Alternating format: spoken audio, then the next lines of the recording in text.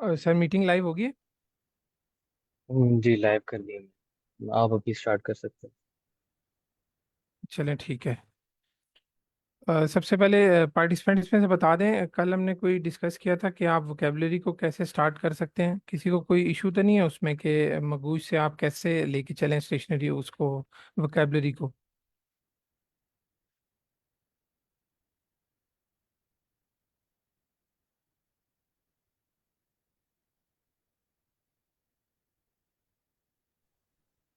Sir जी। जी जी बोलें। आपने वो पहले वाले दो बोले थे ना, एक बेसिक और कॉमन, मतलब वो छः छः सब दोनों के साथ है ना, तो बस वही करने हैं या वो नीचे एडवांस वाले भी करने हैं? देखें, ये तो आपके उस पे है कि आप क्या टारगेट कर रहे हैं स्कोर। अलबत्ता जो कॉमन और बेसिक हैं वो तो लाजमी है। उसके बगैर आप 310 भी स्कोर नहीं कर सकते।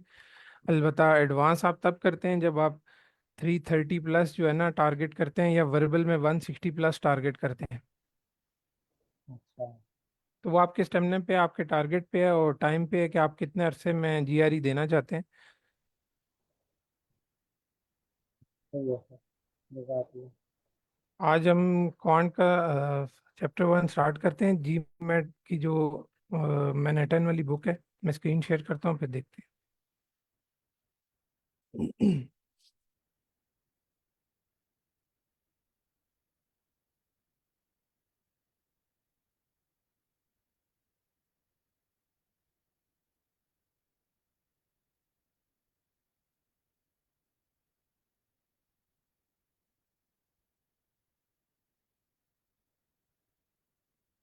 स्क्रीन विजिबल है सर? जी जी विजिबल है।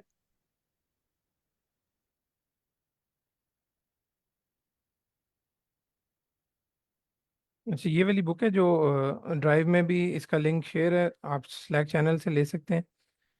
इसको हम स्टार्ट करेंगे। ये जस्ट बेसिक कॉन्सेप्ट्स के बारे में जो हम बचपन से पढ़ते आए हैं। हम जल्दी जल्दी कोशिश करेंगे कि इसको रिवाइज करके और कॉन्सेप्ट्स क्लियर करके फिर आगे चलें। इसका चैप्टर 1 अरिथमेटिक के बारे में। अरिथमेटिक में हम बेसिक डेफिनेशंस पढ़ सकते हैं जो नंबर्स की हैं, मल्टीप्लिकेशन, एडिशन, और ये अरिथमेटिक ऑपरेटर्स जितने भी हैं उनके रूल्स क्या हैं उसके बारे में डिटेल है। तो सबसे पहले हम स्टार्ट करते हैं बेसिक नंबर से। बेसिक नंबर आपको पता ही है, नेगेटिव पॉजिटिव जो भी नंबर्स हैं या जीरो है उन्हें हम बेसिक नंबर्स कहते हैं। और हर नंबर की एक वैल्यू होती है। उस वैल्यू को हम प्लेस वैल्यू या उसकी जो पोजीशन होती है डिजिट के अंदर, या 2 डिजिट या 3 डिजिट नंबर के अंदर, उससे हम चेक कर सकते हैं कि उसकी वैल्यू क्या है। वो अभी हम प्लेस वैल्यू का चार्ट देखते हैं, उसमें फिर हमें एग्जैक्ट आइडिया हो जाएगा कि वैल्यू हम कैसे निकालते हैं।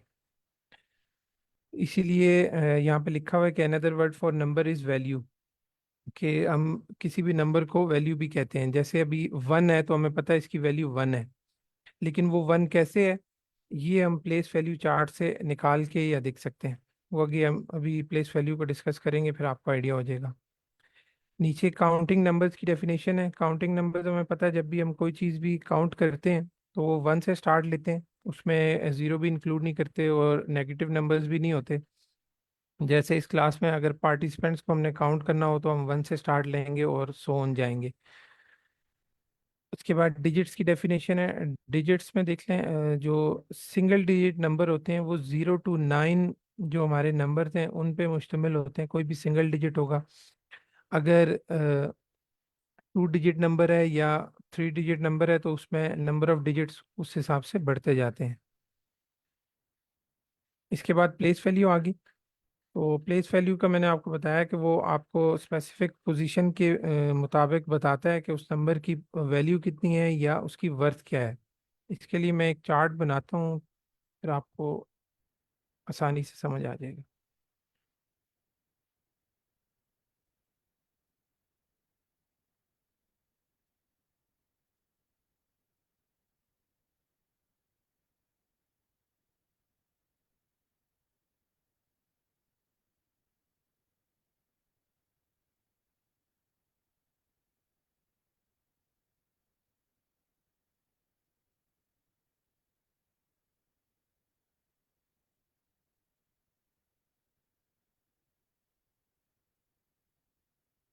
ये आप वैसे मैथ में अपने जो बेसिक आपने मैट्रिक या एफएससी में ही पढ़ा होगा, उससे पहले भी पढ़ते आए हैं हम कि कोई भी जब हमें डिजिट दिया जाता है, चाहे वो 1 डिजिट हो, 2 डिजिट या 3 डिजिट, तो उसे हम चेक करते हैं यूनिट, 10, 100,000, 10,000, लाख, 10 लाख वाले बेसिस पे, जिसे हम प्लेस वैल्यू चार्ट कहते हैं।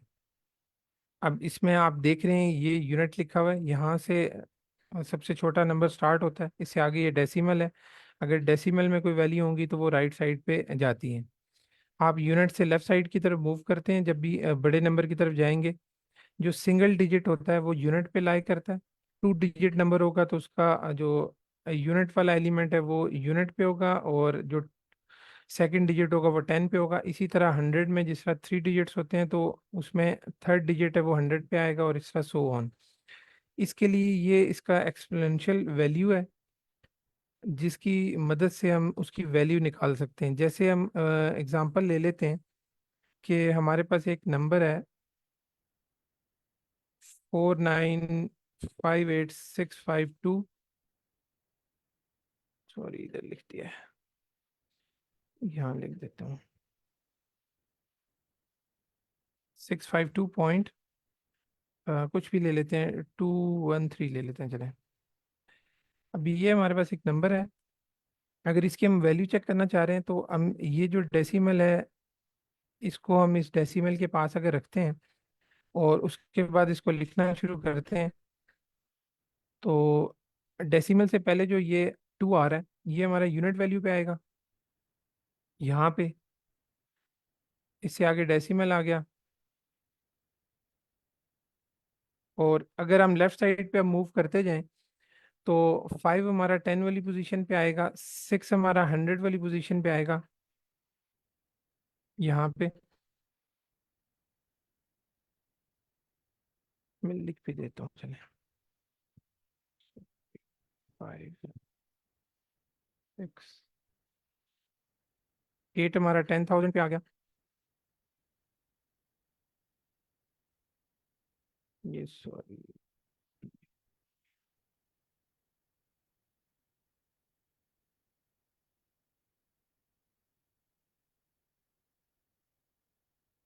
अब क्लियर हो गया। अच्छा जी, 5 हमारा सॉरी 10,000 पे आया, और लैख पे 9, और 10 लाख पे 4 आ जाता है। और डेसिमल में, डेसिमल के बाद वाली बात में देखते हैं। अभी ये देखें 2 हमारा जो यूनिट पे आया है, इसका मतलब ये है कि ये जो ऊपर मैंने 10 रेज टू पावर लिखी हुई है, ये 10 की पावर है। एक्सपोनेंशियल अगर लिखना हो तो आप ये कैप यूज़ करते हैं कीबोर्ड से, अगर इस तरह टाइप करने में लिखना हो, क्योंकि यहाँ पे हमारे पास पावर का उसका ऑप्शन नहीं आता एनोटेशन में। तो 10 रेज टू पावर 0 का मतलब ये है कि जब भी किसी चीज़ की पावर हम 0 लेते हैं तो वो 1 होता है। तो जो भी एक्सपोनेंशियल का आंसर है उसको हम इस डिजिट से जब मल्टीप्लाई करते हैं तो उसकी एक्चुअल वैल्यू आ जाती है। जैसे भी इधर 10 रेज टू पावर 0 है, 10 की पावर 0 ली तो 1 आया, और 2 1 2 आ गया, तो इसकी वैल्यू 2 ही आई। ऐसे टेंस में देखें, यहाँ पे 10 रेज टू पावर 1 है तो वो 10 आ गया, और 10 को जब 5 से मल्टीप्लाई करेंगे तो वो 50 आ जाएगा। तो ये 50 बन जाता है। टेंस वाली जो 5 है उसकी वैल्यू, और यूनिट की वैल्यू आ जाती है 2, तो ये 52 आ जाता है टोटल इन दोनों का। इस तरह ये ऐड होते जाएंगे। 100 पे जो 10 रेज टू पावर 2 है, वो जब हम 10 रेज टू पावर 2 लेंगे तो वो 100 आ जाएगा। 100 × 6 तो वो 600 आ जाएगा। इस तरह इनकी वैल्यूज निकलती जाती हैं हर डिजिट की अलग अलग। तो लास्ट में जब उन सबको हम ऐड करते हैं तो इस टोटल जो हमारे पास नंबर है, जो कि इन डिजिट्स में मुश्तमिल है, उसकी टोटल वैल्यू आ जाएगी कि उसका आंसर या वैल्यू क्या बनती है। इसी तरह हम जब पॉइंट्स में जाते हैं, यहाँ पे तो ये 0 से लेफ्ट साइड पे जब मूव करता है तो 10 की पावर बढ़ती जाती है, 1 2 3 4। और जब डेसिमल से हम राइट साइड पे देखेंगे, डेसिमल पोजीशंस पे, तो इसकी पावर नेगेटिव होती जाएगी। मतलब यहाँ पे ये -1 है, 100 पोजीशन पे ये -2 है, और यहाँ पे ये -3 होगी। इसके लिए जैसे हमने फिगर में देख लें, 0.213 है तो यहाँ पे 2 है, यहाँ 1 है, और यहाँ पे 3 है। अब इसको हम कैसे देखेंगे? जो पॉइंट के बाद टेंथ, हंड्रेड तो थाउजेंड्स हैं, इनमें देख लें हमने 10 के साथ THS लिखा हुआ है, 100 के साथ भी THS, और थाउजेंड्स के बाद ये जो डेसिमल्स की वैल्यू बताने के लिए वहाँ हम THS यूज़ करते हैं। और ये जो पॉइंट के बाद वाले एलिमेंट है, ये कुछ क्वेश्चंस में GRE में पूछे जाते हैं। आगे हम प्रैक्टिस क्वेश्चंस में देखेंगे कि ये टर्म्स यूज़ होती हैं, इसलिए ये इंपॉर्टेंट है समझने के लिए। अब इसमें 10⁻⁻1 है। इसका मतलब ये है कि 1/10 भी आप इसको लिख सकते हैं कि 10⁻1 है। अगर फ्रैक्शन में तो हम ऊपर ले जाएंगे तो वो -1 हो जाएगी। ये चीज़ क्लियर है ना? अगर डिनोमिनेटर में कोई चीज़ हो, उसको हम न्यूमरेटर में लाएं तो उसकी पावर चेंज हो जाती है, मतलब पॉजिटिव वो नेगेटिव हो जाती है, नेगेटिव वो पॉजिटिव हो जाती है। जी सर, क्लियर है। ठीक है। तो यहाँ पे अब 1/10 है, उसको अगर आप 2 से मल्टीप्लाई करेंगे तो वो ज़ाहिर है नीचे 10 है, आप डेसिमल लगा सकते हैं 2 से पहले, और अगर आगे एक ज़ीरो है नीचे फ्रैक्शन में, जैसे भी मैं आपको बता देता हूँ, 1/, ये चीज़ है ना, मल्टीप्लाई 2, तो ये बेसिकली 2/10 हो गया। अब इसे हम अगर डेसिमल में लिखना चाहें तो ये 2 0 की पोजीशन पे आ गया, और 1 की जगह हम पॉइंट लगा देते होते हैं, तो ये 0.2 इसका आंसर आ जाता है। इसी तरह ये जो नेक्स्ट डिजिट है, जो 100th पोजीशन पे है, वो 10⁻⁻2 है। उसका मतलब बनेगा 1/100, और नीचे जो हमारे पास डिजिट था वो 1 ही है, तो ये 1/100 ही बनता है। तो इसका ये 1 और ये ज़ीरो हो जाएगा, और इस ज़ीरो की जगह हम यहाँ पे एक ज़ीरो लगाएंगे, और 1 की जगह पॉइंट लगाएंगे, तो इसकी वैल्यू आ जाएगी 0.01। इसी तरह जो नेक्स्ट है थाउजेंड्स पे, उसमें एक ज़ीरो और ऐड हो जाएगा, तो वहाँ पे 0.003 हो जाएगा। तो आप ये पूरी वैल्यू निकाल सकते हैं, और इस तरह ये आगे चलता रहता है, थाउजेंड से आगे भी है।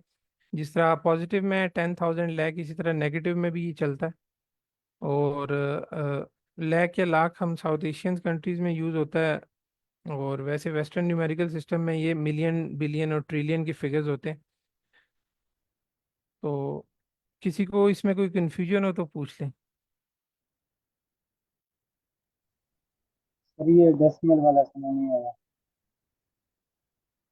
जैसे ये आपको लेफ्ट साइड वाला समझ आ गया कि 10⁻0 का क्या मतलब है, 10⁻1 का क्या मतलब है? हाँ जी, ये सर समझ आ गया। डेसिमल वाले जो आपने दो तीन पॉइंट है उसमें ये वाले नहीं समझ ठीक है, डेसिमल ये देखें ना, 10⁻⁻1 जो है, फर्ज कर लें ये 10⁻⁻1 है। इसको क्या हम इस तरह लिख सकते हैं, डिवाइडेड बाय 1/10⁻1? क्या इस तरह लिख सकते हैं इसको? शायद सर कोई भूल गया। अब ये देखें, ये न्यूमरेटर में है ना, ऊपर है 10⁻ जो -1 है। जब अगर हम इसको नीचे लेके जाते हैं डिनोमिनेटर में, तो इसकी ये जो पावर -1 है, ये +1 होगी है। ओ ठीक सही है, सही समझ गया। हाँ जी। हम सर ये इसको वापस दोबारा ऊपर लिखेंगे तो ये -1 हो जाएगी। 1/10 को 0.1 भी लिख सकते हैं ना, 1/10 इज 0.1। जी जी। तो आप इसको जब इससे मल्टीप्लाई करेंगे तो तब भी आपका आंसर 0.1 ही आता है, सॉरी 2 से, जो इस पोजीशन पे है। आप समझ गए और सर, इसी तरह थैंक यू। जब 10⁻2 होगी, तो यहाँ पे अगर -2 है और यहाँ पे +2 हो जाएगा, तो +2 का मतलब ये है कि 10 10 100 भी हम लिख सकते हैं इसको, अगर पावर ख़त्म करते हैं तो 1/100 है। उसका मतलब है कि 0.01, 0.01 है, इसको हम मल्टीप्लाई करेंगे जब इस 2 से, तो 0.02 आंसर आ जाएगा। तो इस तरह इस यही चीज़ दोबारा बनती है, जब हम इन सारे डिजिट्स की जो वैल्यूज़ निकली हैं, उनको जब हम ऐड करते जाएंगे तो हमारे पास ये फिगर आ जाएगी टोटल। क्लियर हो गया? जी सर क्लियर हो गया, थैंक यू। ले आगे चलते हैं।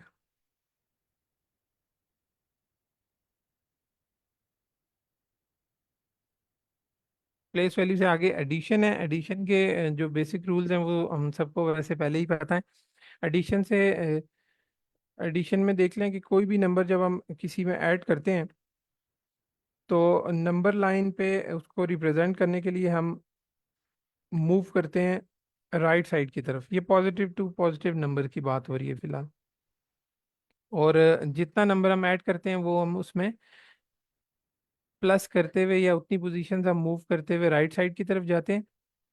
और नंबर लाइन के बारे में पहले बात नहीं हुई। नंबर लाइन एक विजुअल रिप्रेजेंटेशन है डिजिट्स की या नंबर्स की ऑन अ स्ट्रेट लाइन। जब भी हमने किसी नंबर को विजुअल रिप्रेजेंट करना हो तो हम नंबर लाइन पे उसको रिप्रेजेंट कर सकते हैं। नंबर लाइन पे पॉजिटिव नेगेटिव और ज़ीरो नंबर होता है। जैसे ये लिखा हुआ है सेंटर में इसका 0 पॉइंट होगा। सॉरी, सेंटर में आप इसका 0 ले लें। इसके राइट साइड पे पॉजिटिव नंबर्स हैं और लेफ्ट साइड पे नेगेटिव है। इसमें आपके इंटीजर्स भी आ जाते हैं जिन्हें हम 1 2 3 या माइनस में जो भी डिजिट है वो कह सकते हैं। और फ्रैक्शन और डेसिमल वाले नंबर भी आते हैं, लेकिन इनमें सीक्वेंस एक ही रहता है। और जो एक से दूसरे नंबर के दरमियान डिफरेंस है वो हम सेम रखते हैं जब भी नंबर लाइन पे कोई चीज़ रिप्रेजेंट कर रहे होंगे।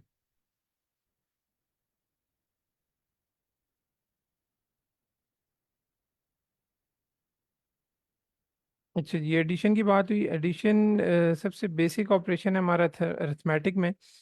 और इसमें ये जो डेफिनेशन लिखी हुई है कि if you add one counting number to another you get a third counting number further out to the right. वही के जब आप एक नंबर में दूसरा नंबर ऐड करेंगे तो फिर उसके राइट साइड पे ही आपको उसका रिजल्ट मिलेगा। मतलब जब वो ऐड करेंगे आप उतनी पोजीशंस राइट साइड पे मूव करेंगे और आप उसके सम पे पहुंच जाएंगे। और एडिशन में और मल्टीप्लिकेशन में आपका ऑर्डर मैटर नहीं करता। आप 5 + 7 करें या 7 + 5 करें वो सेम रहेगा। यही मल्टीप्लिकेशन के केस में भी है। सब्ट्रैक्शन और डिवीजन में ऑर्डर मैटर करता है, उसमें रिजल्ट चेंज हो जाता है अगर आप ऑर्डर चेंज करें तो। और सब्ट्रैक्शन के बारे में भी यही बताया गया कि ये एडिशन के ऑपोजिट है। जैसे एडिशन आपको राइट साइड की तरफ मूव करती है, सब्ट्रैक्शन आपको लेफ्ट साइड की तरफ वापस मूव करती है, क्योंकि आप उसमें से वो चीज़ निकाल रहे होते हैं। सिर्फ इसमें ऑर्डर देखना होता है कि ऑर्डर मैटर करता है। 2 - 6 और 6 - 2 में बहुत फ़र्क है।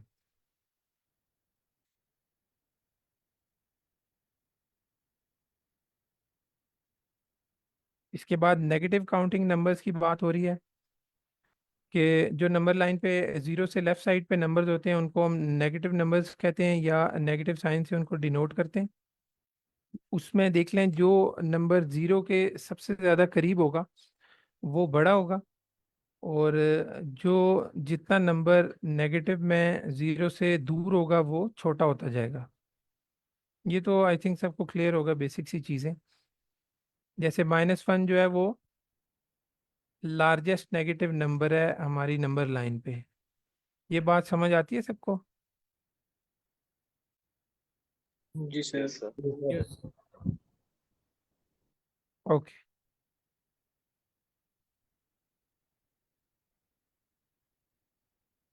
ये बातें हम डिस्कस कर चुके हैं।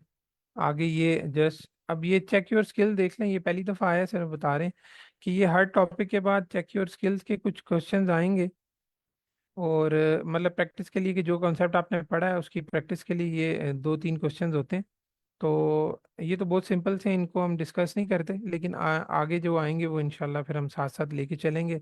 और हर चैप्टर के एंड पे फिर ड्रिल सेट्स हैं। जैसे ही चैप्टर कंप्लीट होता है तो वो फिर आप अपने तौर पे ज़रूर कीजिएगा प्रैक्टिस। अगर उसमें कोई इशू हो तो फिर नेक्स्ट क्लास में हम उसको डिस्कस कर लेंगे। इसके बाद greater than and less than का टर्म आई है। ग्रेटर देन और लेस देन इसी नंबर लाइन पे जब हम देखते हैं, जब हमें बताया जाता है कि this number is greater than this, तो वो हमें बता रहा होता है कि राइट साइड की तरफ आप जो है ना देख रहे हैं। जैसे 7 इज ग्रेटर और बिगर और लार्जर देन 3, तो 3 से 7 की तरफ जो है ना ये बता रहा है कि 7 बड़ा है। राइट साइड पे जो भी नंबर है, नंबर लाइन पे आप देख लें, जिस नंबर के जो राइट साइड पे नंबर हैं वो उससे हमेशा बड़े होते हैं, और लेफ्ट साइड वाली साइड पे जो नंबर होगा वो छोटा होगा। वो एक नंबर या सारे नंबर वो सारे छोटे होते हैं ऐसे।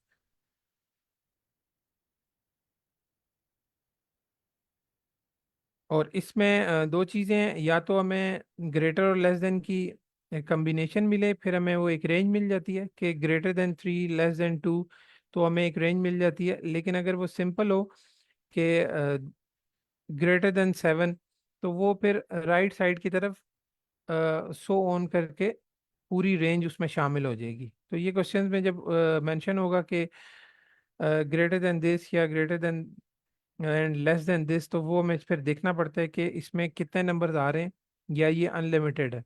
तो उसके मुताबिक ही फिर हम आंसर चूज करते हैं।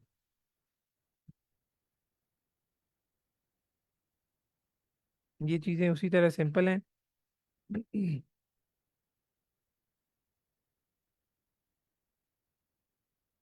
इसमें अब ये क्वेश्चन आ गया, इसका कोई आंसर मैं पढ़ता हूँ, आप में से कोई आंसर बता दे। What is the sum of the largest negative integer and the smallest positive integer?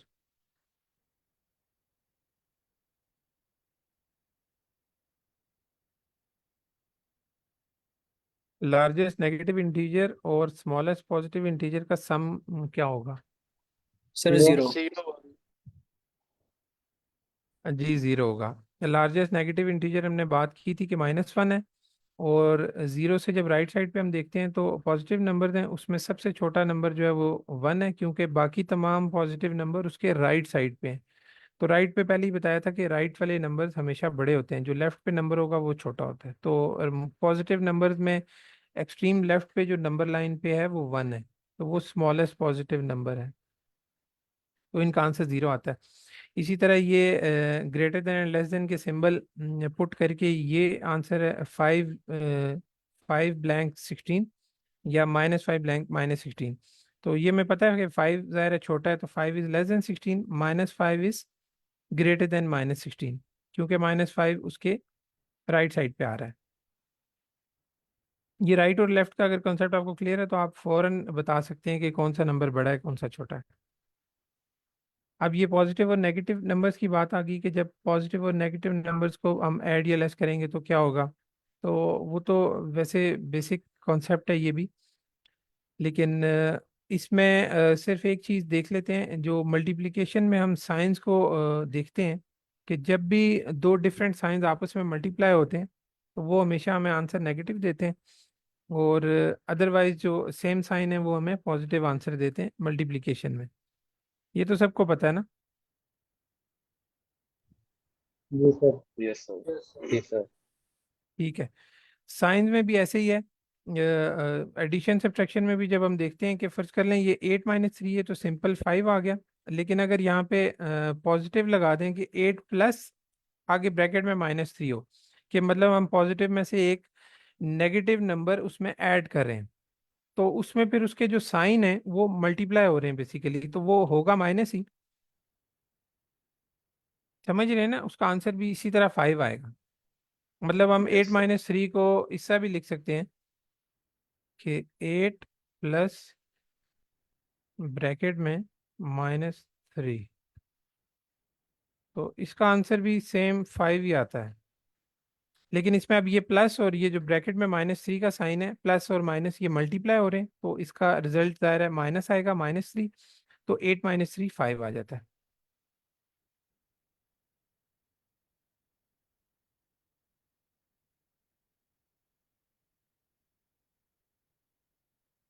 ये जिस तरह नीचे मेंशन किया हुआ है इन्होंने। और नंबर लाइन पे रिप्रेजेंट करने का बताया हुआ है, वो हम आगे क्वेश्चन देखेंगे तो उसमें ज़्यादा आइडिया हो जाएगा हमें। अब ये देख लें सब्ट्रैक्टिंग या नेगेटिव, इसमें भी वही जो बात की गई थी कि जब दो सेम साइन मल्टीप्लाई होते हैं, दोनों पॉजिटिव हों तो पॉजिटिव आंसर आ जाता है, दोनों नेगेटिव हों तो वो भी पॉजिटिव आंसर आ जाता है। तो ये 7 माइनस इंटू -5, तो माइनस माइनस प्लस हो गए, और 7 + 5 12। और जब ये ऐड हो रहे हैं तो ज़ाहिर है नंबर लाइन पे भी हम राइट साइड की तरफ मूव करेंगे।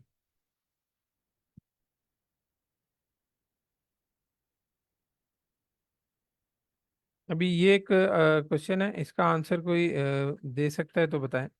विच is greater, a positive minus a negative और a negative minus a positive?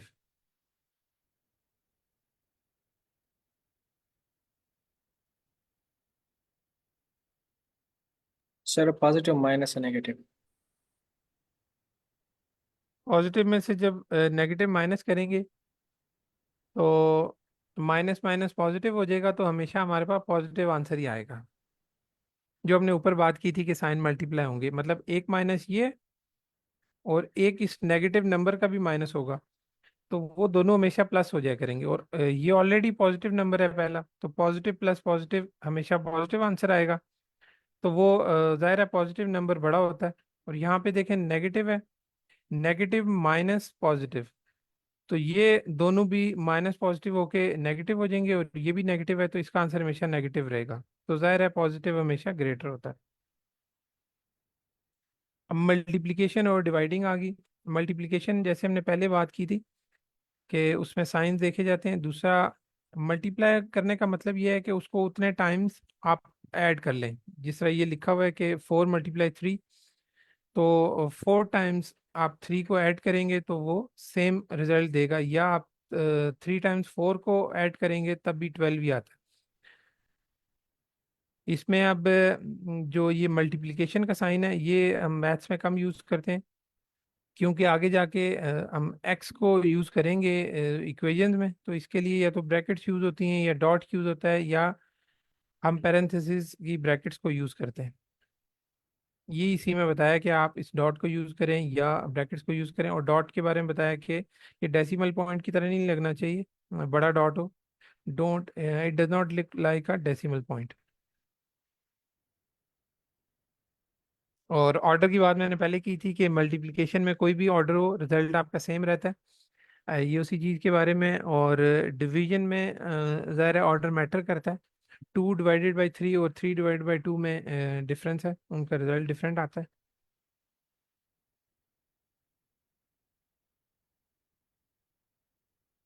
ये बहुत बेसिक से कॉन्सेप्ट हैं। ये मेरे ख्याल में आपको रिवाइज करने की भी ज़रूरत नहीं है। जस्ट इसके जो ड्रिल सेट है वो आप एट द एंड एक दफ़ा रिवाइज कर लेंगे तो आप फिर आगे जा सकते हैं। यहाँ पे बताया हुआ है कि नेवर डिवाइड बाय ज़ीरो, कि ज़ीरो से कोई चीज़ डिवाइड ना करें, क्योंकि वो अनडिफाइंड या इन्फिनिटी की तरफ चला जाता है, उसका कोई हमें रिजल्ट नहीं मिल सकता। अलबत्ता कोई भी चीज़ जब ज़ीरो को डिवाइड करती है तो उसका आंसर ज़ीरो ही आता है।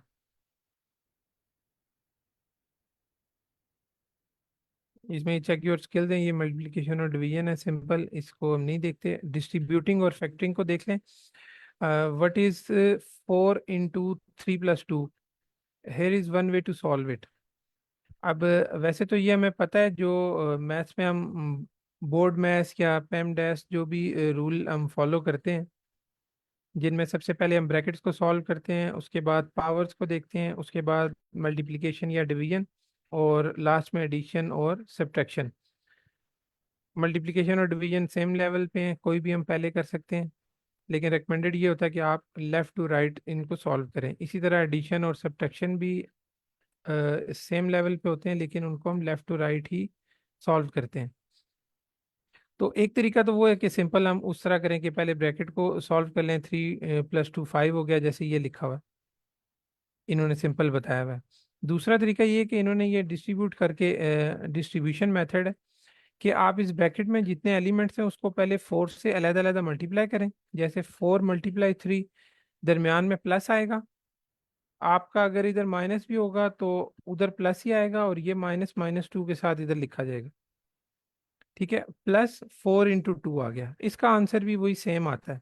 जैसे अभी ये 20 आ रहा है, ये 4 × 3 = 12 आता है, और ये 4 × 2 = 8, तो 12 और 8 ये नीचे 20 आ गया। तो एक मेथड ये भी होता है इसको सॉल्व करने का।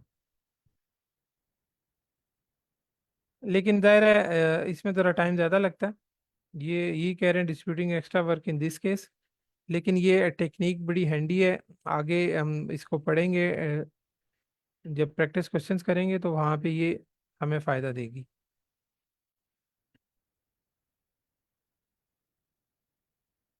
यहाँ पे भी अब देख लें, वही चीज़ है कि अगर ब्रैकेट पहले आ गई है तो तब भी हम 3 × 4 और +2 × 4 कर सकते हैं।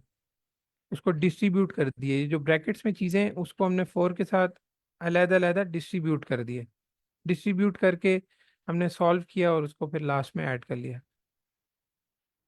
इसी तरह जहाँ हम डिस्ट्रीब्यूट कर सकते हैं वहाँ पे दूसरा तरीका इसके ऑपोजिट है कि हम इसके फैक्टर्स ले लें। जैसे ये बताया कि 4 × 3 है +4 × 2 है, तो हम इन दोनों में से अगर 4 कॉमन ले लें या फैक्टर के तौर पे निकाल लें तो 3 + 2 रह जाता है ब्रैकेट में। तो हम इसको इस तरह भी सॉल्व कर देते हैं जो हम नॉर्मली हम देख रहे थे ऊपर वो बोर्ड मैथ्स वाले रूल से। तो ये जस्ट किया है कि कॉमन फैक्टर हम कैसे ले सकते हैं और फिर उसको सॉल्व करने का, क्योंकि आगे हम इक्वेशन में फैक्टर्स लेंगे और फैक्टराइजेशन में भी ये यूज़ होगा, तो हमें आइडिया हो जाएगा। अब यहाँ पे जिसका ये यूज डिस्ट्रीब्यूशन लिखा हुआ है 5 × 3 + 4 ब्रैकेट में, तो अब इसको अगर डिस्ट्रीब्यूशन मेथड से हमने सॉल्व करना है तो 5 × 3 +5 × 4, और दोनों की जो मल्टीप्लिकेशन का आंसर आएगा उसको हम ऐड कर लेंगे। इसी तरह ये factor 6 out of the following expression है कि फैक्टर वाला जो मेथड है कि पहले इसमें से फैक्टर ले लें और फिर इसको सॉल्व करें, तो वो भी हम कर सकते हैं। इसमें से जब हम फैक्टर लेना चाहें तो दोनों पे 6 का टेबल, जिस तरह उन्होंने बताया कि आप 6 ही फैक्टर लें, तो 6 अगर हम इसमें से फैक्टर लेते हैं तो हमारे पास ब्रैकेट में आएगा 6। हमने अगर इनमें से कॉमन लिया तो 36 की जगह 6 आ जाएगा और दूसरी तरफ 2 आ जाएगा। तो 6 - 2 4 और 6 4 = 24, जो 36 - 12 भी 24 ही आता है।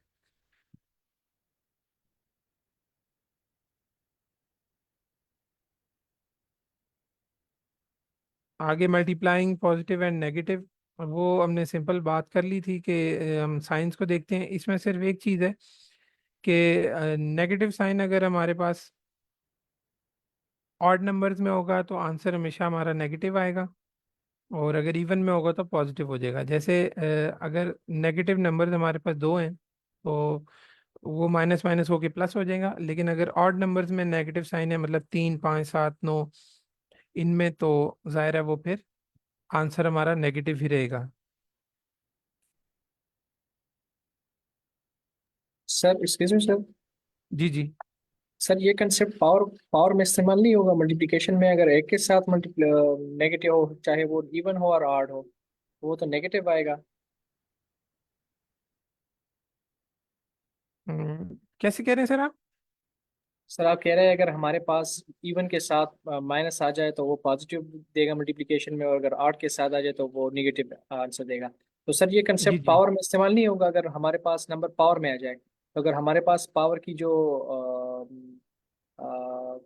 साइन हो, अगर वो नेगेटिव ऑड हो तो वो नेगेटिव आएगा, और अगर पॉजिटिव इवन हो तो वो पॉजिटिव आएगा। नहीं, पावर के साइन की भी हमने बात नहीं की, जस्ट आप पावर ले सकते हैं। जैसे मतलब मैंने बात की कि अगर ऑड नंबर में नेगेटिव साइन होता है, जैसे मैं इधर बना देता हूँ -2 मल्टीप्लाई -2, और यहाँ पे लिख लेते हैं -2 मल्टीप्लाई -2 मल्टीप्लाई -2।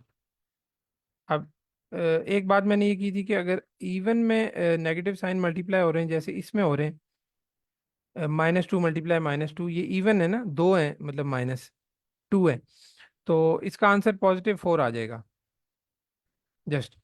और नीचे वाले में माइनस ऑड में मतलब 3 है माइनस, तो वो ऑड नंबर है तो उसका आंसर नेगेटिव आ जाएगा। ये बात की थी ओके सर। -8। और जो आप पावर की बात करें, अगर पावर में नेगेटिव पॉजिटिव होगा तो जाहिर है उसका उस पर इफेक्ट आएगा।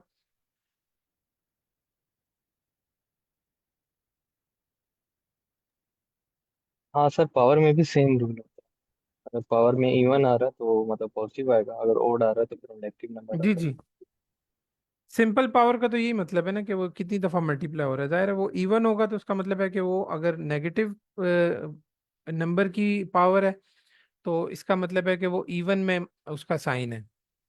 अगर वो -4 की पावर 2 है तो इसका मतलब है वो इवन में है तो वो प्लस हो जाएगा। अगर उसकी पावर ऑड में है तो वो माइनस में हो जाएगा। वो बिल्कुल यही सेम चीज़। जैसे अभी ये देख लें, negative times negative positive, this fact seem weird but it is consistent with the rules developed so फार।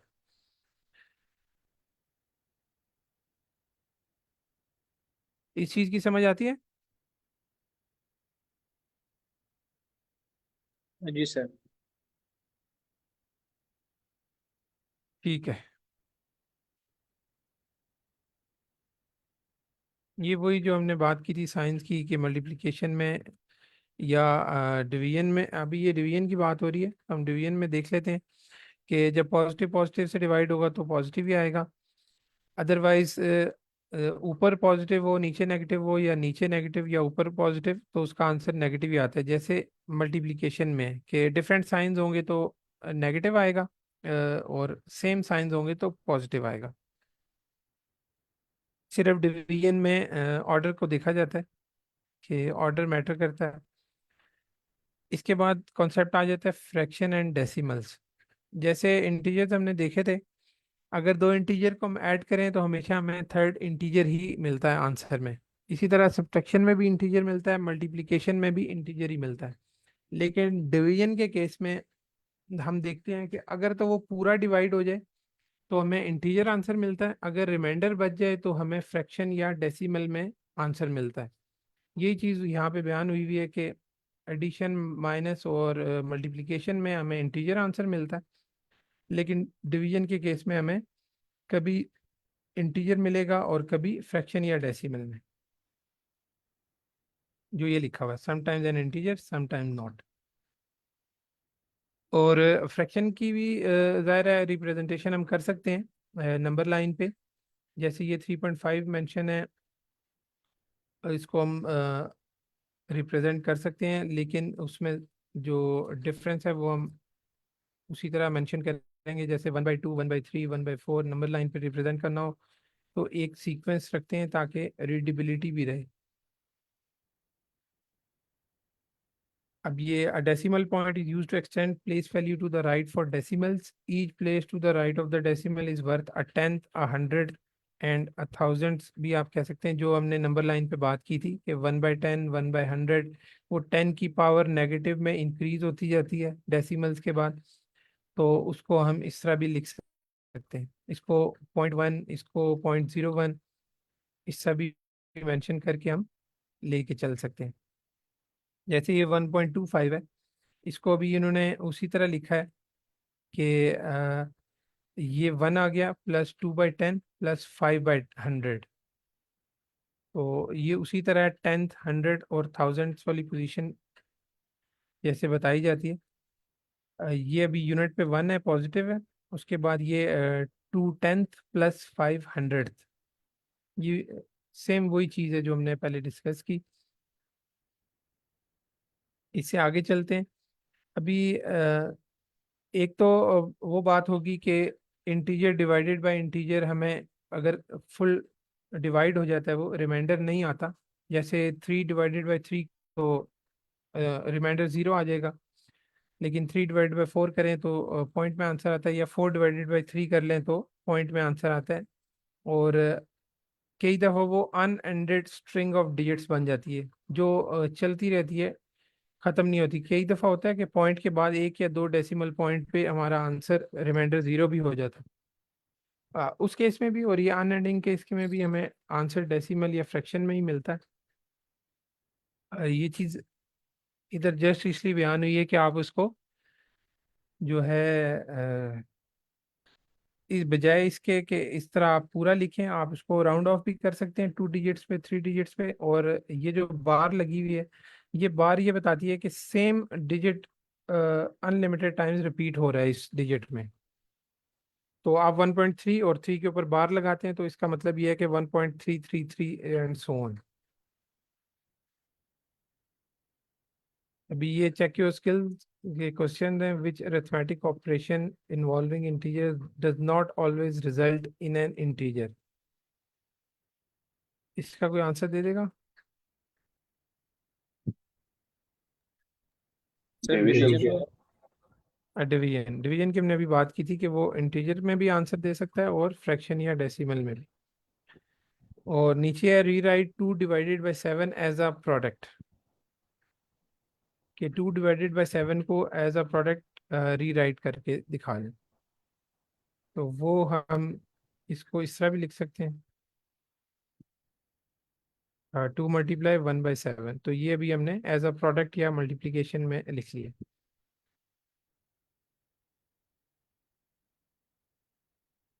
चले आगे है divisibility and even and odd integers.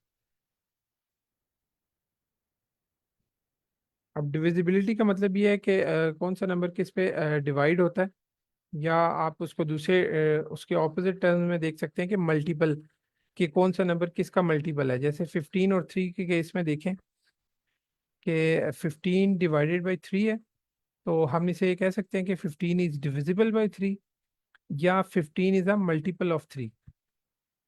ठीक है, और 3 का टेबल ज़ाहिर 15 पे जा रहा है, तो हम ये भी कह सकते हैं कि 3 15 का फैक्टर है।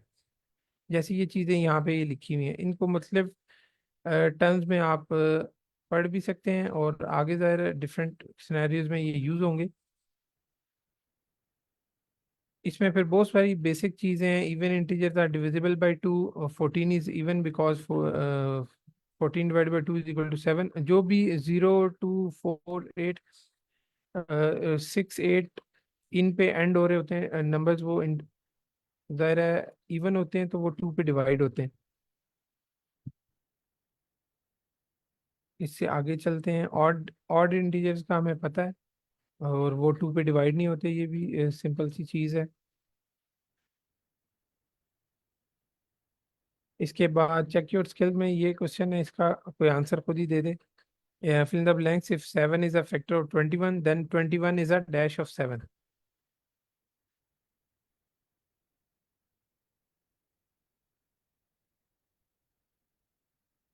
बता सकते हैं 21 इज अ डैश ऑफ 7, 21 7 का क्या है?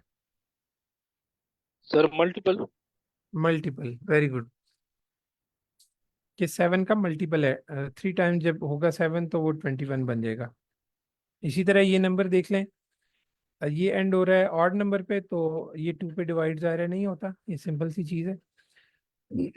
इससे आगे एक्सपोनेंट एंड रूट्स और एंड पाए, ये 3 चीज़ें अभी इनको डिस्कस करते हैं। एक्सपोनेंट का मतलब पावर होता है, और पावर जैसे हमने पहले बात की थी कि पावर का दूसरा मतलब ये होता है कि उतने टाइम्स उसको मल्टीप्लाई कर लें आप। जैसे 5 की पावर 2 है, तो 5 को 2 टाइम्स हम मल्टीप्लाई करेंगे तो ये इसका रिजल्ट आ जाएगा। जिसकी इसकी वो पावर होती है वो खुद बेस होती है, और पावर को हम एक्सपोनेंट कहते हैं। जो यहाँ पे 5 एज अ बेस है और 2 इसकी पावर है, और 2 पावर बता रही है कि हम इसकी बेस को उतने टाइम्स मल्टीप्लाई कर लें। मतलब 2 पावर है तो 5 को 2 टाइम्स हम मल्टीप्लाई कर लें, तो 5 × 5 = 25। इसी तरह 2 पावर हो तो उसको हम स्क्वायर भी कहते हैं, 3 पावर हो तो उसको हम क्यूब कहते हैं, जो सिंपल वर्ड्स इस्तेमाल होते हैं। और इससे आगे हम रेस टू द पावर कुछ भी कह सकते हैं, 4 5 6 7। ये उसी के बारे में बयान हुआ है।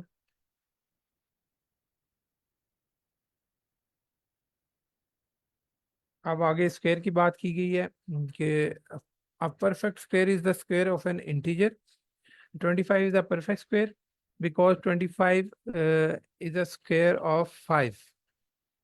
ठीक है, कोई भी नंबर जो परफेक्ट स्क्वायर होगा, जो मतलब 2 टाइम्स मल्टीप्लाई करने से कोई अगर वैल्यू आती है तो वो उस डिजिट का परफेक्ट स्क्वायर होगा। जैसे आप 81 देख लें, 81 9 9 81 होता है, तो वो 9 का परफेक्ट स्क्वायर है। इसी तरह अगर 83 देखें तो वो किसी भी डिजिट का परफेक्ट स्क्वायर नहीं है। इसी तरह परफेक्ट क्यूब में है कि अगर कोई डिजिट 3 टाइम्स मल्टीप्लाई होके एक फिगर दे रहा है तो वो फिगर उसका परफेक्ट क्यूब कहलाएगा। जैसे यहाँ पे 64 है, और 8 जो है वो 3 का होता है, सॉरी 2 का होता है, कि 8 is a perfect cube of digit 2। अच्छा जी, ये स्क्वायर और क्यूब की बात होगी। इसके बाद हम अब रूट पे आ जाते हैं। रूट में भी ऐसे ही है, अगर तो रूट 2 का हो या सिंपल हो तो उससे हम स्क्वायर रूट कहते हैं, 3 का हो तो क्यूब रूट कहते हैं। अदरवाइज फिर हम उसको जो भी डिजिट होता है उससे फिर डिनोट करते हैं। और रूट के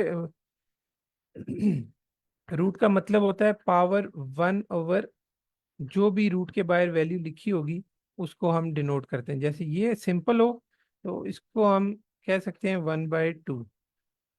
लेकिन अगर यहाँ पे 3 लिखा है तो इसको ख़त्म करेंगे, या इसकी जगह हम अगर इसके अंदर जो भी चीज़ है उसकी पावर 1/3 ले सकते हैं। जैसे यहाँ पे 8 है तो इसको हम इस तरह भी लिख सकते हैं कि 8 की पावर 1/2। लेकिन अगर यहाँ बाहर 3 हो तो फिर हम 8 की पावर 1/3 ले लेंगे। ये सिंपल रूट को जब हम ख़त्म करते हैं या सॉल्व करते हैं तो इससे हम उसको कैंसिल आउट कर सकते हैं नीचे फैक्टर्स बना के। तो उसको आपस में फिर उनकी पावर से मल्टीप्लाई करके कैंसिल कर सकते हैं। वो आगे हम प्रैक्टिस करेंगे तो हमें आइडिया हो जाएगा। अ, ये जैसे बताया रूट अनडू एक्सपोनेंट्स वो तभी होंगी जब वो सेम पावर्स में आएगा। जैसे अभी ये 8 मैंने लिया था, 8 की पावर अगर हम 8 को हम फैक्टर्स में लेते हैं तो 2 की पावर अगर हम 3 लिखते हैं तो वो 8 बनता है। और जब रूट हम ख़त्म करेंगे तो 1/3 रूट की पावर है और 2 की पावर 3 है, वो आपस में कैंसिल आउट होके आंसर 2 आ जाता है।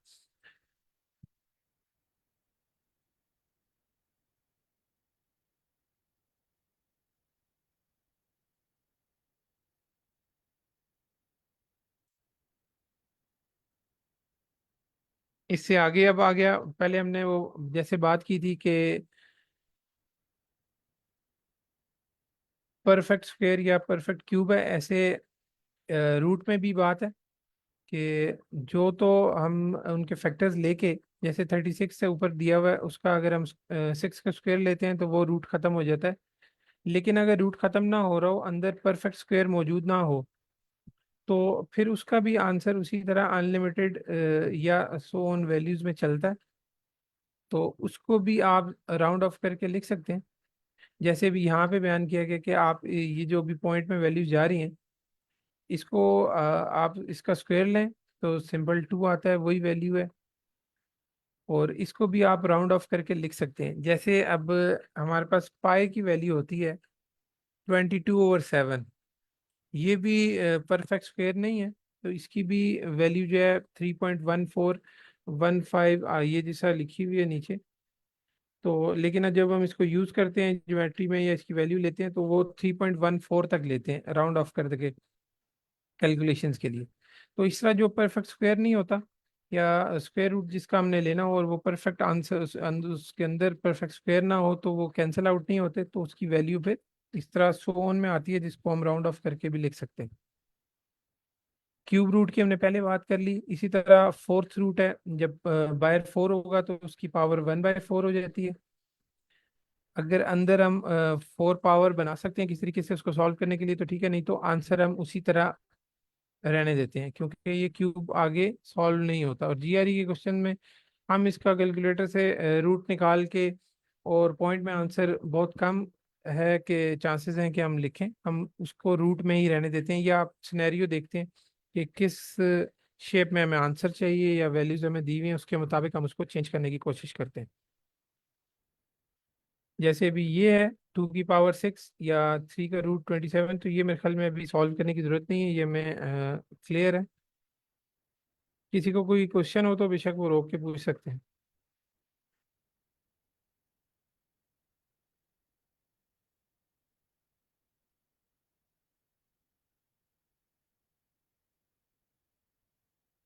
ठीक है जी, आगे चलते हैं। Variable expressions and equations. अब यहाँ तक हमने तमाम नंबर तकरीबन पढ़ लिए हैं जो मैथ्स में हम डिस्कस करते हैं। और उससे आगे अब अलजबरा की बात की गई है कि अलजबरा एक ऐसा आर्ट है जिसमें हम अननोन नंबर्स को निकालते हैं, फाइंड आउट करते हैं जो हमें गिवन नहीं होते, और इनको हम वेरिएबल के नाम से रिप्रेजेंट करते हैं। वेरिएबल एक ऐसा इंटीजर हो सकता है जो कि इनिशियली हमसे उसकी वैल्यू हिडन होती है, जिसको हमने फाइंड आउट करना होता है।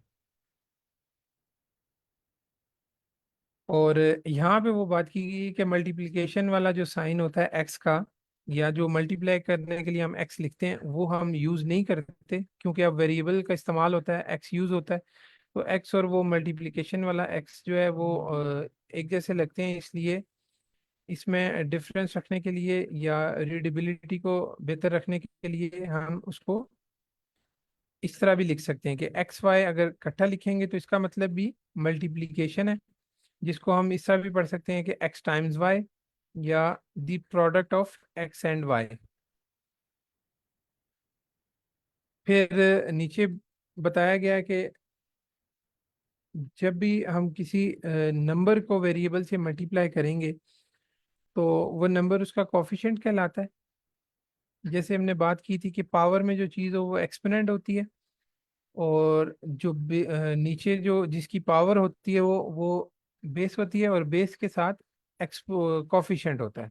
जैसे भी ये 3x है, इसमें 3 कोफिशिएंट होगा, x उसकी बेस है, और x की जो पावर 1 है यहाँ पे, वो उसका एक्सपोनेंट है। और यहाँ पे ये बताया गया कि आप इसको x3 नहीं लिख सकते। x3 लिखेंगे तो ये कई दफ़ा x³ की तरह लगता है, तो वो गलती आपसे करवा सकता है अगर आप रिटर्न में लिखते हैं इस तरह। तो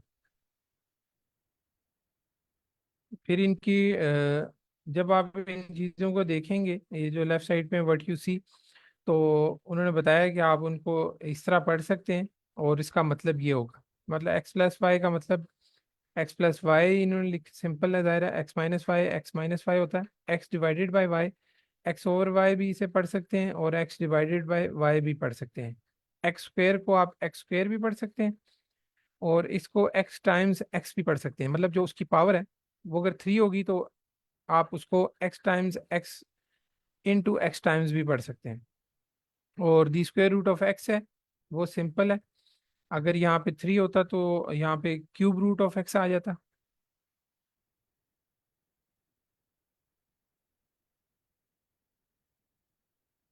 इससे आगे लास्ट चीज़ हम अभी देख लेते हैं कि जैसे भी ये इन्होंने वही बताई बात के कॉफिशेंट में जब चीज़ दी होगी तो उसको इस तरह लिखना है, पावर में होगी तो इस तरह, और इस चीज़ का बड़ा हमने ध्यान रखना है ताकि हमें ये मिक्सअप ना हो चीज़ें। लास्ट एक्सप्रेशन आ गई। एक्सप्रेशन में आप देख लें कि एक्सप्रेशन आप एक या दो वेरिएबल्स को देख सकते हैं, या एक दो एक से ज़्यादा टर्म्स अगर इकट्ठी लिखी हो तो हम उसे एक्सप्रेशन कहते हैं। जैसे ये एक्स प्लस वाई है, या 3x माइनस वाई स्क्वेयर है, तो इसको भी उन्होंने बताया गया कि कैसे पढ़ सकते हैं। ये सिंपल चीज़ें हैं जो कि हमें इसमें इशू नहीं होना चाहिए। अगर किसी को कोई प्रॉब्लम हो, अगर वो बाद में भी पढ़ते हैं तो आप कल डिस्कस कर सकते हैं।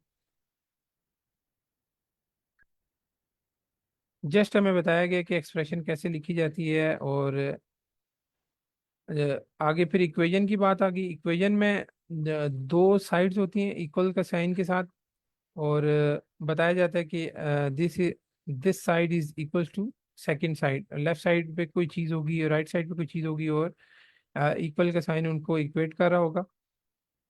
जैसे ये लिखा है समथिंग इक्वल्स समथिंग एल्स, तो उसे हम इक्वेशन कहते हैं। उसमें फिर लेफ्ट साइड और राइट साइड दो साइड्स होती हैं जिनको हम फिर सॉल्व करते हैं।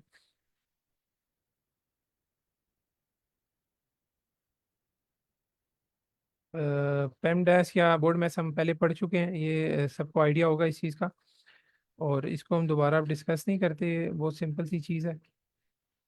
इस चैप्टर में तकरीबन बहुत बेसिक सी चीज़ों से स्टार्ट लिया गया है, लेकिन उनके जो रूल्स हैं उनको लाजमी हमें देखना पड़ता है।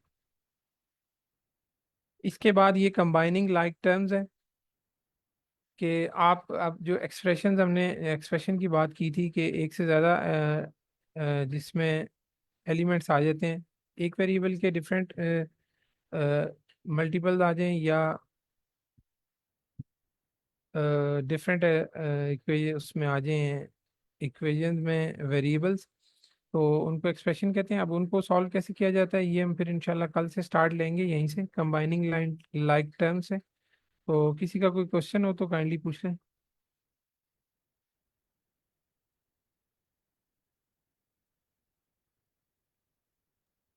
जी बस अब अभी हमारे पास 1-2 मिनट ही बचे, तो किसी का क्वेश्चन है तो अभी पूछ लो।